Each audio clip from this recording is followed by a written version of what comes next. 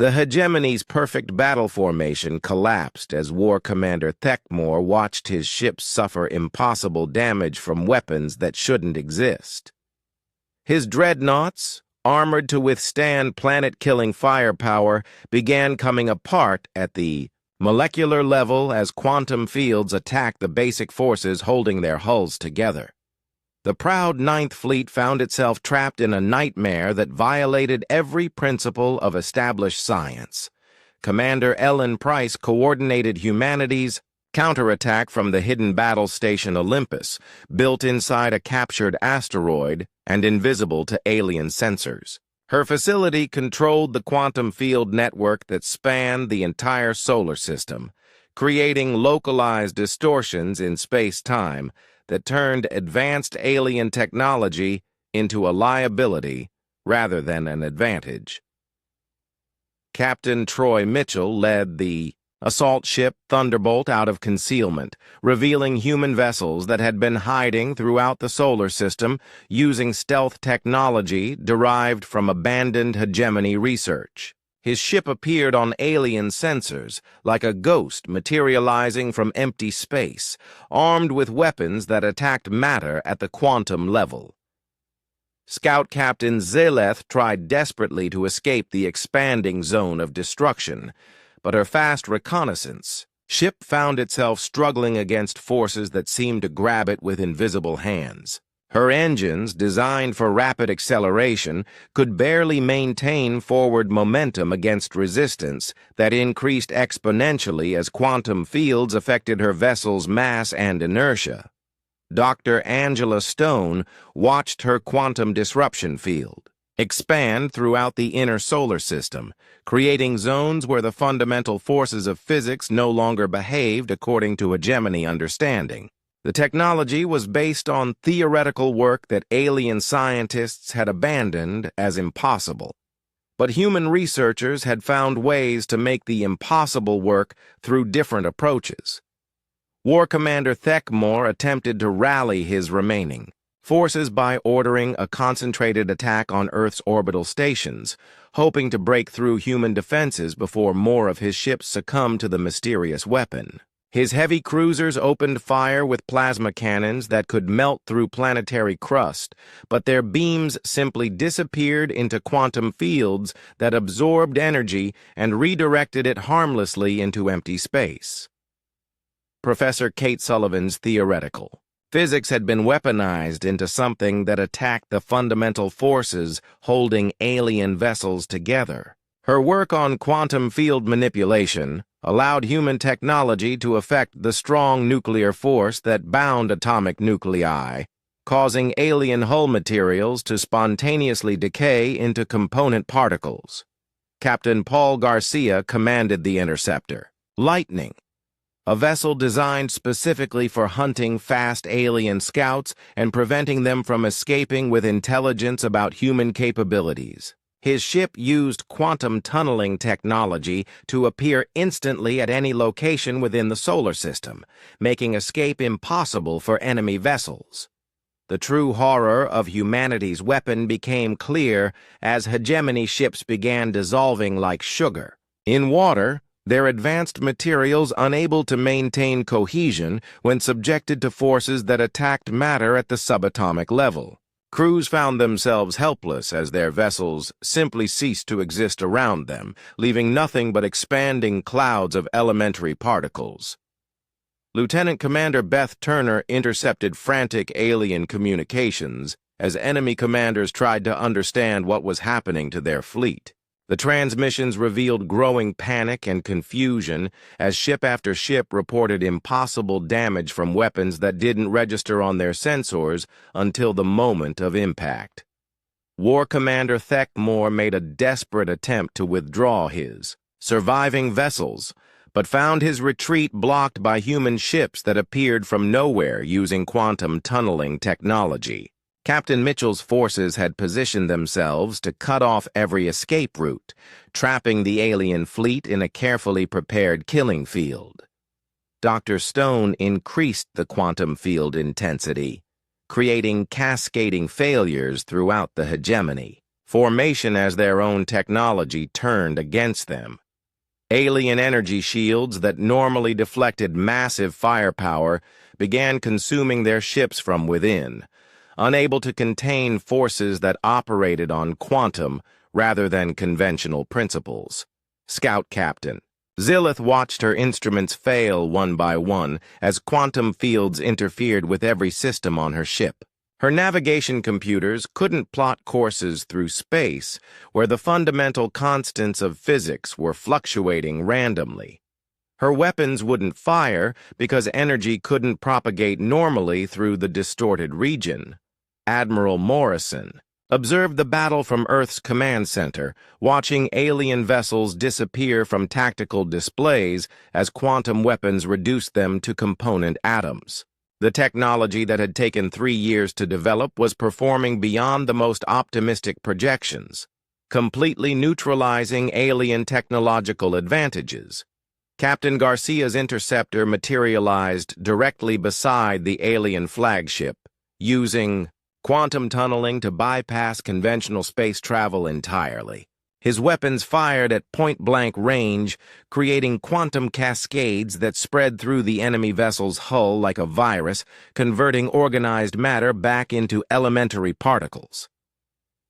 The hegemony's advanced materials science became their greatest weakness as quantum fields attacked the exotic matter that made their technology superior to primitive species. Hull plating that could withstand stellar radiation began breaking down into subatomic components, leaving ships defenseless against the vacuum of space. Professor Carl Adams monitored quantum field resonance from his underground laboratory, fine-tuning the frequency patterns to maximize effectiveness against alien technology. His calculations had predicted this outcome, but seeing 200 advanced warships reduced to expanding particle clouds exceeded his most optimistic expectations. War Commander Thekmore made one final desperate transmission to Hegemony High Command, trying to warn them about the impossible weapons that were destroying his fleet.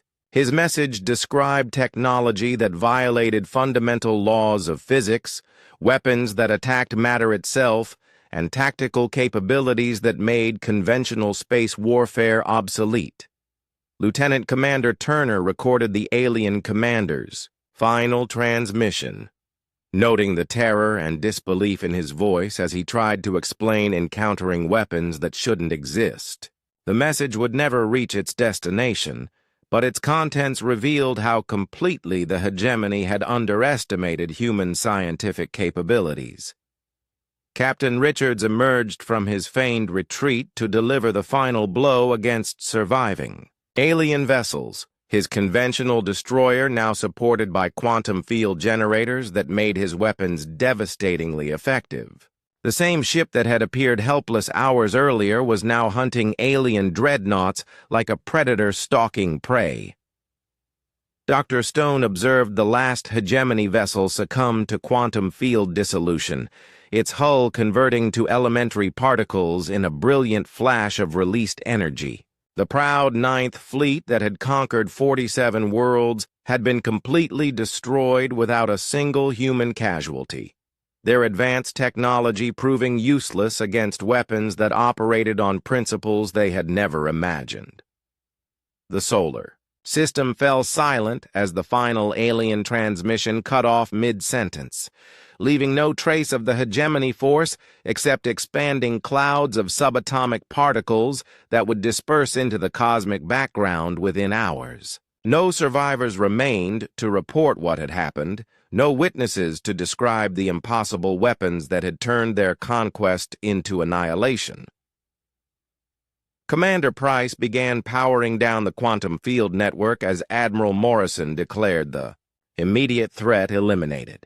The technology that had saved humanity would remain ready for activation, but the message had been sent to anyone monitoring the battle from afar. Earth was no longer the helpless primitive world that the galactic hegemony had planned to conquer. Captain Mitchell surveyed the empty space where an alien fleet had existed moments before, his sensors detecting only trace radiation and scattered particles where 200 warships had once threatened human civilization. The impossible had become reality through human ingenuity and the willingness to explore scientific principles that others had dismissed as impractical. The battle was over, but its consequences would reshape the balance of power throughout the galaxy as word spread about the mysterious fate of the hegemony's Ninth Fleet. 6 months after the Ninth Fleet vanished without explanation, Supreme Coordinator Vex Thul faced the greatest crisis in hegemony history. Search fleets sent to investigate the human solar system had simply disappeared, their final transmissions describing impossible phenomena before cutting off completely. The proud military that had conquered the galaxy for 2,000 years was paralyzed by fear of an enemy they couldn't understand. Admiral Morrison stood before Earth's United Defense Council, presenting humanity's new position in galactic politics. The species that had been ignored and dismissed as primitive now commanded respect throughout the known galaxy. Intelligence reports indicated that several alien civilizations were questioning hegemony authority for the first time in centuries. Inspired by humanity's mysterious victory, Dr. Linda Hayes established communication protocols with the Zolonian Republic, a species that had been subjugated by the hegemony 300 years earlier. The Zolonians had maintained hidden research facilities throughout their occupation, developing technology in secret while appearing to accept their conquered status. They wanted to know how humanity had accomplished the impossible. The hegemony's remaining fleets became increasingly reluctant to approach human space as reports of the Ninth Fleet's fate spread through their ranks. Commander Keth Val of the Seventh Fleet had orders to investigate the human system, but his crews were near mutiny at the prospect of facing weapons that could make entire fleets disappear without a trace. Captain Ryan Torres, now promoted to admiral, oversaw the expansion of humanity's defensive perimeter beyond the original solar system. What had once been small colonial outposts were rapidly becoming fortified positions, each one equipped with quantum field generators that could create the same impossible weapons that had destroyed the Ninth Fleet. The psychological warfare proved as effective as the physical destruction. Director Jake Phillips coordinated a campaign of strategic information release, ensuring that selected details about the Ninth Fleet's fate reached hegemony intelligence networks. The aliens found themselves facing an enemy that didn't just defeat their forces, but made them vanish completely from existence. Dr. Angela Stone continued her research with unlimited resources and the gratitude of humanity behind her. The quantum field technology that had saved Earth was only the beginning of what human science could achieve when survival was at stake. Her new projects explored possibilities that would have seemed like magic to previous generations. The hegemony's client species began showing signs of unrest as news of humanity's victory spread through underground communication networks. The Crystalline Collective had maintained passive resistance for 5 centuries, but now they openly questioned whether their overlords were truly invincible. Similar movements emerged on dozens of conquered worlds. Supreme Coordinator Vex Thul convened emergency sessions with his military advisors, trying to understand how a primitive species had acquired technology that violated fundamental laws of physics. Their scientists insisted that quantum field manipulation on such a scale was impossible, yet the evidence of the Ninth Fleet's destruction couldn't be denied. Professor Carl Adams worked on applications for quantum field technology that went far beyond weapons systems. His research into space-time manipulation suggested possibilities for faster-than-light travel that didn't rely on hyperspace routes controlled by the hegemony. humanity might soon be able to explore the galaxy independently. The hegemony's trade networks began showing strain as client species demanded renegotiation of tribute agreements. The methane breathers of Titan VII had supplied exotic gases for centuries under threat of military action, but they now questioned whether that threat still existed. Similar challenges emerged throughout hegemony space. Captain Sam Richards commanded a new class of human warships equipped with quantum field projectors and stealth systems that made them invisible to conventional sensors. His fleet patrolled the expanded human territory, ensuring that no alien force could approach Earth without detection. The Hunters had become the Guardians. War Commander Thekmore's final transmission had been analyzed by hegemony intelligence for months, but they couldn't explain the phenomena he described. Their best scientists dismissed his reports as impossible, yet entire fleets continued to disappear when they approached human space. The contradiction paralyzed their military decision-making process. Dr. Hayes received communications from the Aquatic Federation, another species that had been conquered by the hegemony but had maintained hidden technological development.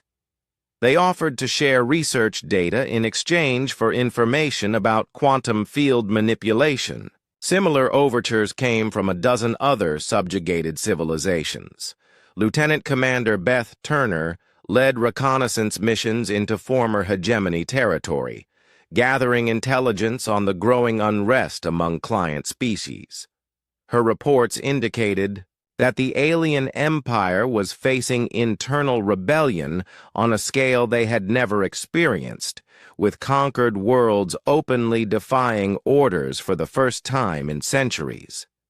The hegemony's response to the crisis revealed the fundamental weakness in their system. They had ruled through intimidation and overwhelming force for so long that they had no experience dealing with an enemy they couldn't simply destroy. Their entire civilization was built on the assumption of absolute military superiority.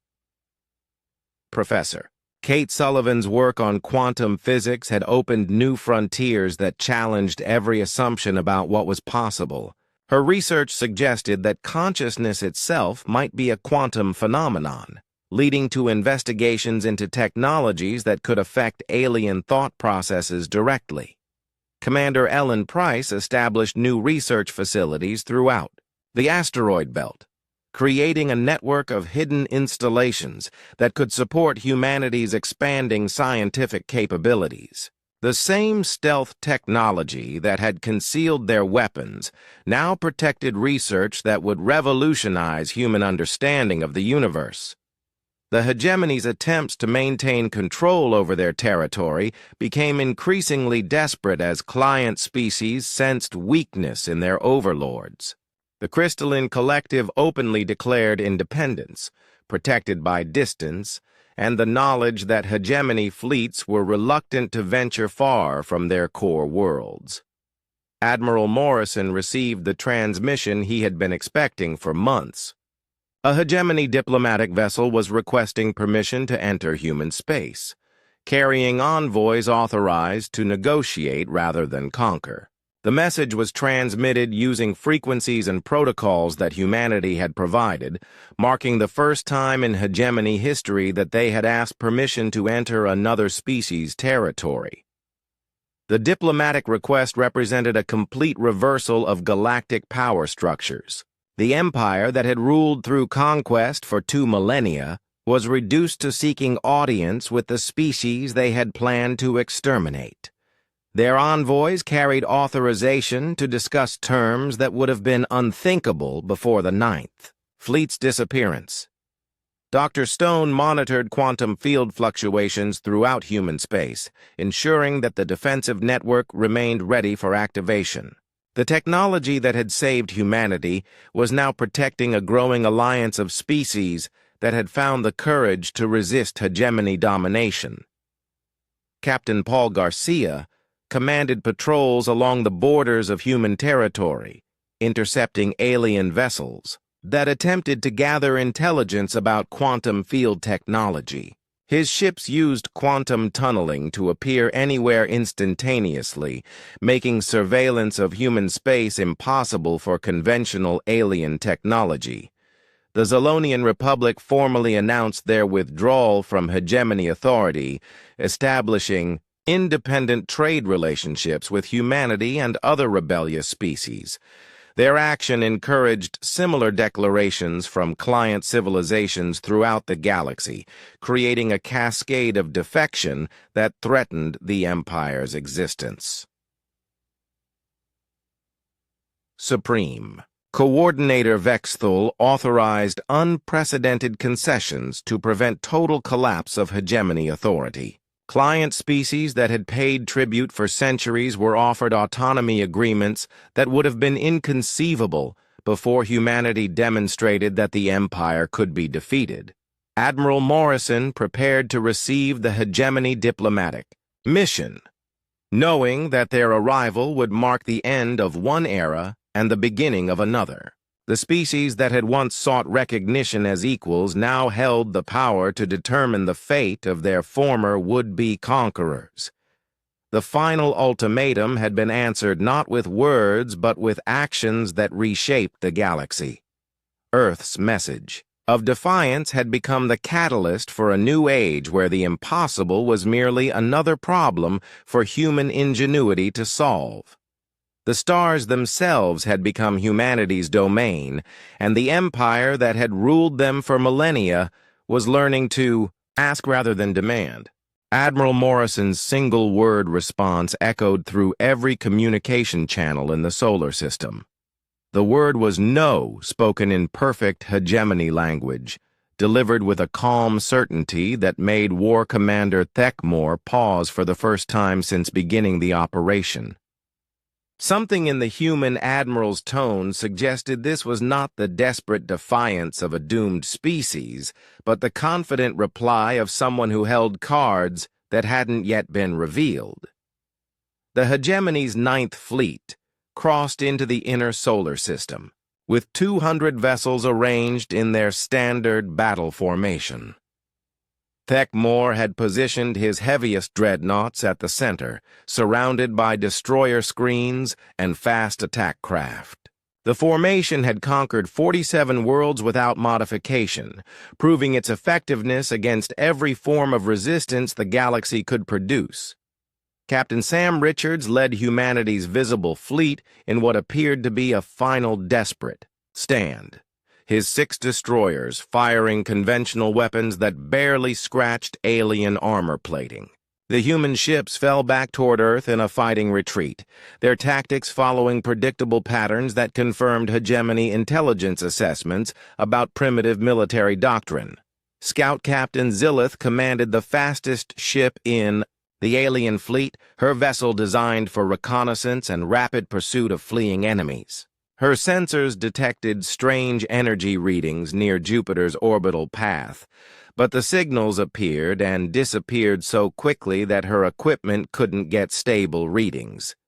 The anomalies seemed to violate basic principles of physics. Dr. Angela Stone monitored her displays from the hidden command center buried inside a carefully hollowed asteroid. The installation had taken 2 years to construct, using automated mining equipment that left no trace of human activity. Her quantum field generators were drawing power from fusion reactors concealed throughout the asteroid belt, creating an invisible network that spanned the entire solar system. War Commander Thekmor dismissed his science officer's reports about the mysterious energy readings, attributing them to natural phenomena or equipment malfunctions caused by the solar system's electromagnetic environment. The hegemony's scientific knowledge was vast and well-tested, leaving no room for impossible energy signatures that defied established physical laws. Lieutenant Commander Beth Turner piloted her reconnaissance ship through Saturn's ring system, using the ice particles as cover while observing alien fleet movements. Her vessel carried passive sensors that could detect enemy communications without revealing her position. The intelligence she gathered would prove crucial to humanity's defensive strategy. The first hint that something was seriously wrong came when Thekmore's flagship detected massive power spikes from previously empty regions of space. The readings suggested the presence of installations that should have been visible to long-range sensors, yet orbital surveys had shown nothing but empty vacuum and scattered debris. Captain Nick Foster activated Cerberus Station's true capabilities, bringing online weapon systems that had been concealed behind false hull plating and sensor-dampening fields. The orbital platform suddenly displayed energy signatures that didn't match any technology in hegemony databases, revealing power levels that seemed impossible for such a small installation. Professor Carl Adams watched quantum field fluctuations cascade through his monitoring equipment as humanity's hidden network achieved full synchronization.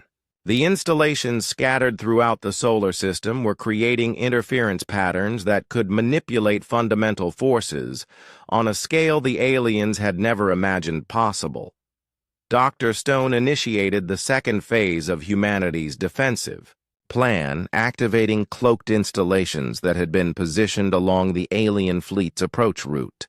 The facilities used technology derived from hegemony research that had been abandoned centuries ago as impractical, but human scientists had found ways to make the impossible work. Scout Captain Zilleth's instruments suddenly went completely insane, detecting energy sources that appeared and disappeared faster than her computers could process. The readings suggested the presence of dozens of large installations in regions that appeared completely empty to visual observation. Her report to Fleet Command was met with disbelief and demands for equipment diagnostics. War Commander Thekmore found himself facing a tactical situation that didn't appear in any hegemony manual. His prey was behaving according to standard patterns, falling back under superior firepower while inflicting minimal damage, but background sensor readings suggested the presence of unknown technology throughout the entire solar system.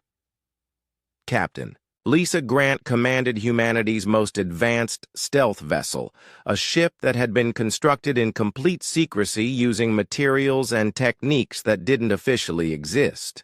Her mission was to remain undetected until the moment when surprise would prove most valuable, then strike at the heart of alien command and control systems. The hegemony fleet advanced deeper into the solar system, following human ships toward Earth while maintaining their standard formation. Thekmore's confidence remained high despite the strange sensor readings, trusting in overwhelming firepower and 2,000 years of successful conquest to deliver another easy victory. Dr. Stone brought her quantum field generators to full power, creating spatial distortions that affected the fundamental forces holding matter together. The technology was based on theoretical work that hegemony scientists had explored briefly before concluding that practical implementation was impossible with any reasonable energy expenditure.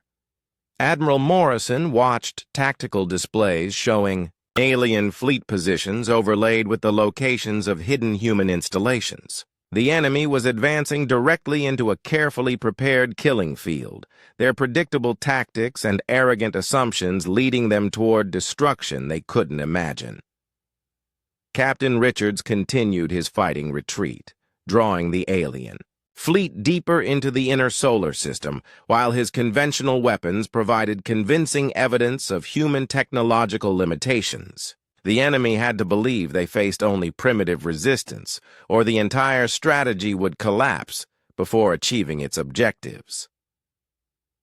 War Commander Thekmore ordered his science officers to ignore the anomalous readings and focus on the obvious: human ships that were retreating before his advance. Whatever was causing the strange sensor data was clearly some form of natural phenomenon that could be investigated after the conquest was complete.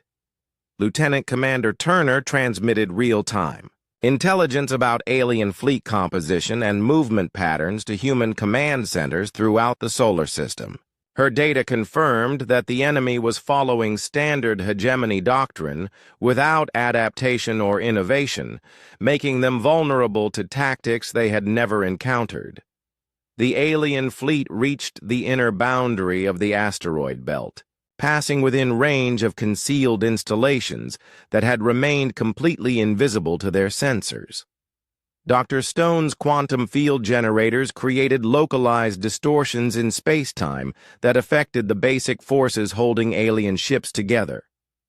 Scout Captain, Zillith's vessel suddenly lurched as if something had grabbed it with invisible hands, her engines struggling against resistance that shouldn't exist in the vacuum of space. Her frantic reports to Fleet Command described impossible forces affecting her ship's structural integrity and propulsion systems. Professor Adams initiated the final phase of quantum field activation, creating interference patterns that turned the alien fleet's own technology against them. The hegemony's advanced materials and energy systems became liabilities when subjected to forces that attacked the fundamental bonds between atomic particles. War Commander Thekmor watched in growing horror as his formation began to disintegrate. Under the influence of weapons that violated everything he thought he knew about physics, ships that had survived dozens of battles suddenly found their hulls coming apart at the molecular level, their crews helpless against forces that attacked matter itself.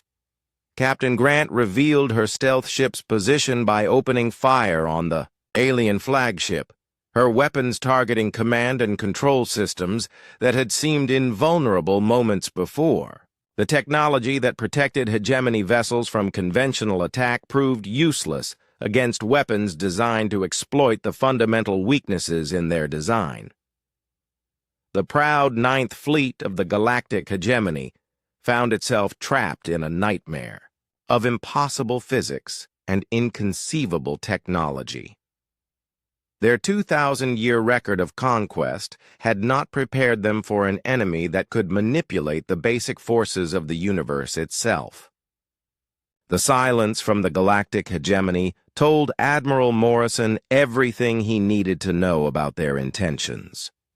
No diplomatic response had come through any communication channel, confirming that the aliens viewed humanity as nothing more than an obstacle to be removed. Morrison activated Protocol 7, a contingency plan that had been developed over 2 years of careful preparation and absolute secrecy.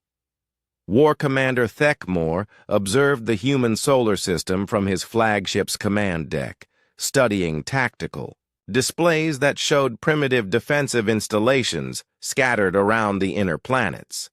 Intelligence reports indicated the mammals possessed fewer than 50 combat-capable vessels, most of them converted exploration ships with minimal armament. The hegemony's Ninth Fleet alone contained 200 warships, each one capable of destroying multiple human vessels without sustaining damage. Dr. Angela Stone monitored her equipment from a hidden facility built into a hollowed-out asteroid in the belt between Mars and Jupiter. The installation had been constructed using mining robots that left no trace of their activities, creating a base that didn't appear on any orbital survey. Her research team worked around the clock to complete final preparations for a weapons system that existed nowhere in hegemony databases. Lieutenant Commander Beth Turner piloted her reconnaissance ship through the outer regions of the solar system, maintaining careful distance from alien patrol routes while gathering intelligence on enemy fleet composition. The hegemony forces moved in standard formation patterns that had remained unchanged for centuries, suggesting their tactical doctrine relied on overwhelming superiority rather than innovation or adaptation. The alien fleet represented 12 different ship classes, from massive dreadnoughts designed for planetary bombardment to fast interceptors built for pursuing fleeing vessels. Thekmore had arranged his forces according to standard hegemony doctrine, with heavy ships forming the core and lighter vessels screening the flanks. The formation was designed for maximum intimidation and complete destruction of enemy forces. Captain Nick Foster coordinated defensive preparations from Cerberus Station, one of 6 orbital platforms positioned around Earth. The stations carried conventional weapons that appeared woefully inadequate against alien technology, but appearances could be deceiving. Each platform also concealed equipment that would remain invisible to enemy sensors until the moment of activation. Professor Carl Adams put the finishing touches on calculations that had consumed 3 years of his life. His work built upon theoretical physics that most scientists considered impossible to implement, dealing with quantum field manipulation on a scale that required enormous energy expenditure. The hegemony's own researchers had explored similar concepts centuries ago before abandoning them as impractical. General Patricia Wells reviewed deployment orders for Earth's hidden military assets. The planet's visible defenses consisted of orbital stations and a small fleet of patrol vessels, exactly what alien intelligence expected to find. The real defensive network remained concealed in locations that enemy scouts had never detected, waiting for the proper moment to reveal themselves. Thekmore transmitted his final ultimatum to the human homeworld, giving the mammals 6 hours to surrender unconditionally or face complete extermination. The message was broadcast on all frequencies, ensuring that every human facility would receive it. He expected immediate capitulation once the primitives understood the hopelessness of their situation. Admiral Morrison listened to the alien ultimatum from his command center, noting the arrogance and certainty in the enemy commander's voice. Thekmore clearly believed he was dealing with a helpless species that would collapse at the first show of superior force. The aliens had made this same mistake with other species throughout their history, but they had never encountered anything like humanity. Director Jake Phillips coordinated intelligence operations from his asteroid base, monitoring hegemony communications while maintaining complete electronic silence from human installations. The aliens used quantum-encrypted transmissions that they believed were impossible to decode, but human computer systems had cracked their codes months ago through brute force mathematical analysis. Captain Sam Richards prepared his destroyer for what would appear to be humanity's desperate last stand. His ship and 5 others would engage the alien fleet using conventional tactics and weapons, falling back toward Earth in a fighting retreat that would draw the enemy into the solar system's inner regions. The hegemony had to believe they were facing normal resistance. Dr. Stone activated the first phase of humanity's secret weapons system, bringing online installations that had been carefully hidden throughout the solar system. The facilities used technology derived from abandoned alien research, concepts that the hegemony had rejected as impossible, but that human scientists had successfully implemented through different approaches. War Commander Thekmore watched human ships move into defensive positions around their homeworld, noting their primitive formations and outdated weapon systems. The mammals were actually planning to fight rather than surrender, which would make the conquest more entertaining but wouldn't change the final outcome. His fleet would sweep aside their pathetic resistance within hours. Lieutenant Commander Turner reported strange energy readings from the direction of Jupiter, but her sensors couldn't identify the source of the anomalous signals. The readings appeared and disappeared randomly, as if something was cycling through different operational modes. Hegemony science couldn't explain the phenomenon, so intelligence officers classified it as natural stellar interference. The alien fleet crossed into the solar system's inner boundary, maintaining formation as they approached the human defensive. line. Thekmore had positioned his heaviest ships at the front, intending to break enemy resistance through sheer firepower before deploying lighter vessels to hunt down fleeing survivors. Every aspect of the operation followed standard hegemony procedures. Professor Adams monitored quantum field fluctuations from his underground laboratory, watching as humanity's hidden network came online across the solar system. The technology required precise coordination between multiple installations, creating interference patterns that could manipulate fundamental forces on a massive scale. The aliens had never seen anything like it. Captain Richards opened fire with conventional weapons as the hegemony fleet came within range, his ships targeting enemy scouts and lighter vessels while avoiding direct confrontation with alien dreadnoughts. The human weapons appeared to inflict minimal damage against advanced alien armor and shielding, exactly as enemy intelligence had predicted. The first phase of the battle proceeded according to hegemony expectations, with human forces falling back under overwhelming firepower while inflicting negligible casualties on the alien fleet. Thekmore ordered his ships to maintain pressure while avoiding unnecessary risks, planning to achieve victory through systematic destruction rather than dramatic gestures. Dr. Stone watched her displays as hidden installations throughout the solar system reached full operational status. The quantum field generators were drawing power from fusion reactors that had been built inside asteroids and concealed behind false surfaces. Each installation was invisible to enemy sensors until the moment of activation. Admiral Morrison observed the tactical situation from Earth's command center, noting that the alien fleet was positioning itself exactly where human planners had hoped. The enemy's confidence and adherence to standard doctrine were leading them into a carefully prepared trap. Everything depended on perfect timing and coordination.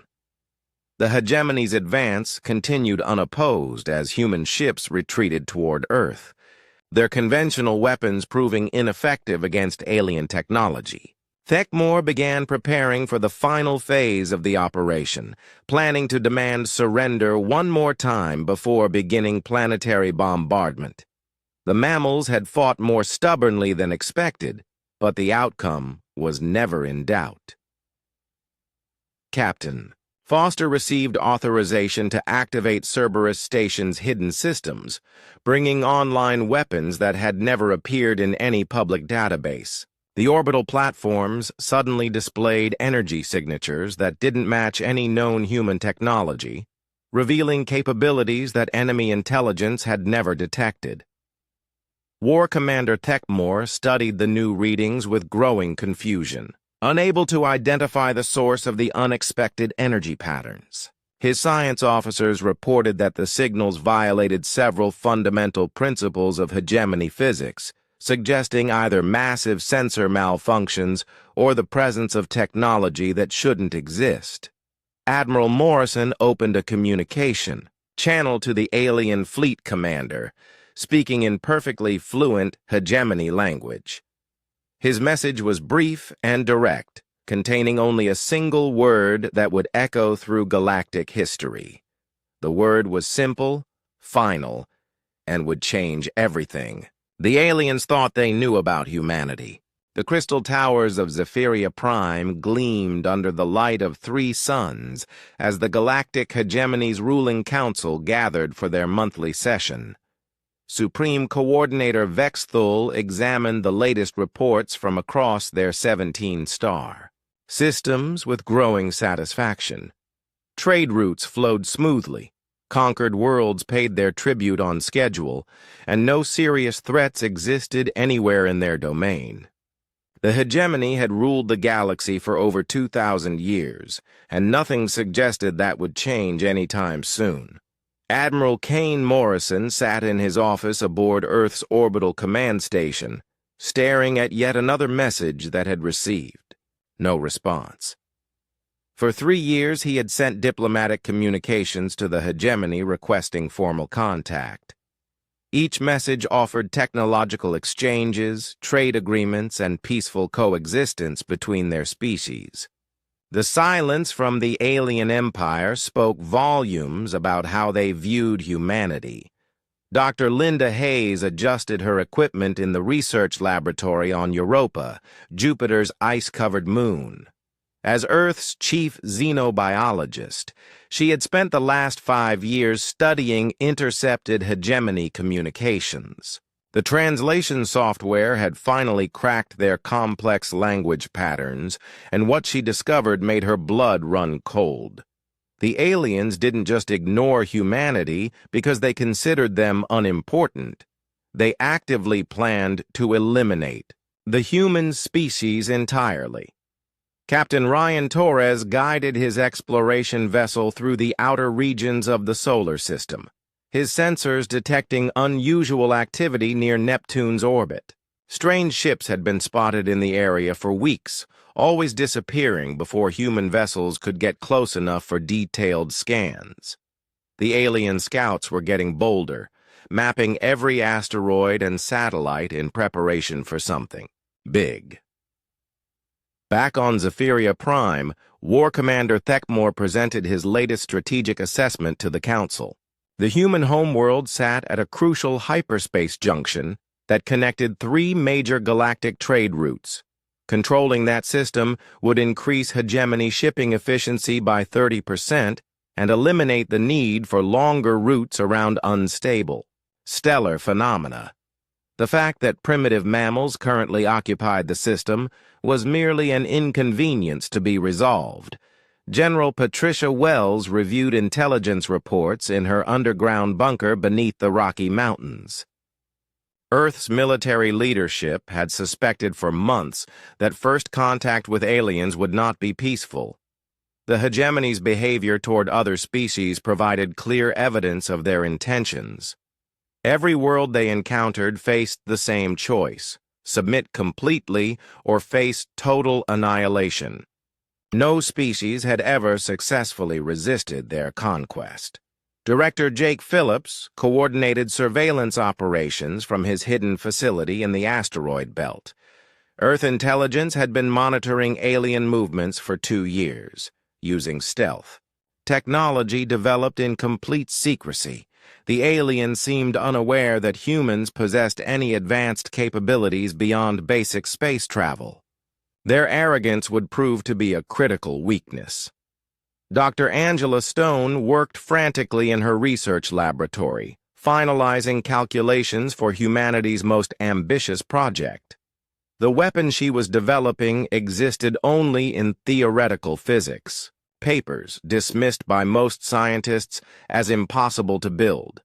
The hegemony's own research had abandoned similar concepts centuries ago, concluding that the energy requirements exceeded any practical application. They were wrong. Supreme Coordinator Vex Thul dismissed the latest intelligence report about human activity with barely a glance. The mammals had achieved primitive spaceflight and established a few small colonies, nothing more impressive than dozens of other species the hegemony had easily conquered. Their ships used chemical rockets and fusion drives, technologies that posed no threat to advanced alien vessels. The humans would surrender quickly once they understood the futility of resistance. Admiral Morrison called an emergency meeting with Earth's defense leadership. Satellite networks had detected massive alien fleet movements toward the outer solar system. The time for diplomatic solutions had passed. He activated protocols that had been developed in absolute secrecy, preparing humanity for a war that most people didn't even know was coming. Lieutenant Commander Beth Turner piloted her reconnaissance ship through the shadow of Saturn's rings, observing alien fleet formations through passive sensors. The enemy vessels numbered in the hundreds, their sleek designs indicating advanced technology far beyond current human capabilities. Yet something about their tactical positioning seemed familiar, as if they followed predictable patterns that could be exploited. Professor Carl Adams completed his final calculations in a laboratory buried deep beneath the Swiss Alps. His work on quantum field manipulation had produced results that challenged fundamental assumptions about physics. The aliens possessed superior technology in most areas, but their scientific advancement followed different paths than human development. They had overlooked possibilities that seemed obvious to human researchers. War Commander Thekmor inspected his fleet from the bridge of his flagship. 200 vessels of various classes had assembled for the operation, more than enough firepower to sterilize an entire planet if necessary. Intelligence suggested the humans possessed no significant military forces, only a handful of exploration ships and defensive satellites. The conquest would be completed within one standard day. Captain Nick Foster monitored his crew's activities aboard Cerberus Station, one of Earth's orbital defense platforms. The station's weapons seemed pathetically inadequate compared to alien firepower, exactly as human military planners intended. The enemy had to believe they faced only conventional resistance, or the entire strategy would fail before it began. Dr. Hayes transmitted her latest intelligence analysis to Earth's command centers.